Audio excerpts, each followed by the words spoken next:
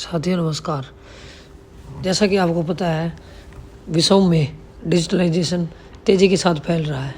भारत सरकार भी इंडिया को डिजिटल इंडिया बनाने की पुरजोर कोशिश कर रही है। डिजिटल होने का फ़ायदा ये है कि चीज़ें आसान होती जा रही हैं तथा काम करने की जो स्पीड है वो भी बढ़ रही है। उदाहरण के तौर पर डिजिटल पेमेंट। आज के समय आप कहीं से भी कुछ ही सेकंडों में किसी के पास पैसे भेज सकते हैं। आज के समय आप जब भी किसी विभाग में जाते हैं तो आप देखते हैं कि चीज़ें काफ़ी बदल गई हैं। आज के समय जो कार्य होता है वो कंप्यूटर के माध्यम से होता है, जिससे कार्य तेज़ी के साथ तथा एक्यूरेसी के साथ होता है। सरकारी विभागों के कार्य बड़ी ही तेज़ी के साथ ई गवर्नेंस की तरफ शिफ्ट हो रहे हैं, जिसके कारण करप्शन होने के चांसेस भी कम रहते हैं तथा चीज़ें लंबे समय तक हमारे पास सेव रहती है। कभी भी हम इंटरनेट के माध्यम से उनको डाउनलोड कर सकते हैं, उनको देख सकते हैं, उनका इस्तेमाल कर सकते हैं। जब भी कोई नई चीज़ या नया सॉफ्टवेयर आता है तो उसको यूज़ करने में, इस्तेमाल करने में बड़ी दिक्कतें होती हैं।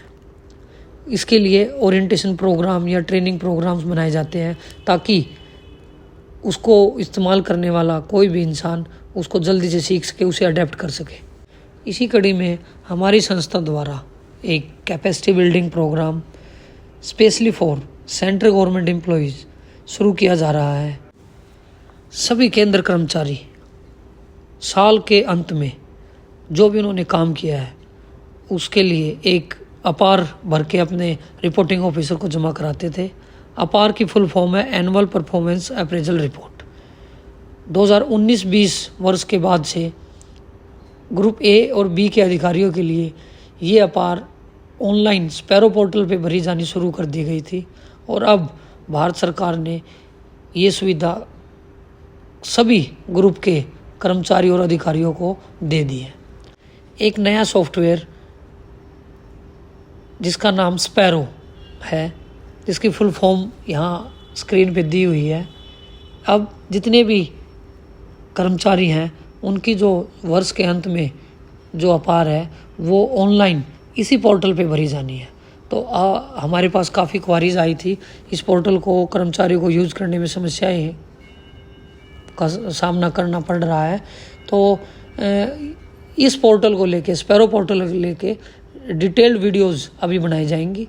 इस वीडियो के बाद छोटी छोटी वीडियोस कैसे स्पैरो पोर्टल को लॉगिन करें, कैसे अपनी अपार को आप इनिशिएट करें, कैसे आप एनआरसी अप्लाई करें, सभी वीडियोस। आपके रिपोर्टिंग ऑफिसर कितने हैं, अगर मल्टीपल हैं तो क्या करें, रिव्यूइंग ऑफिसर मल्टीपल हैं तो क्या करें, सभी चीज़ों को ध्यान में रखते हुए डिटेल वीडियोस बनाई जाएंगी ताकि जो केंद्र कर्मचारी हैं उनकी जो काम करने की क्षमता है वो बढ़ सके।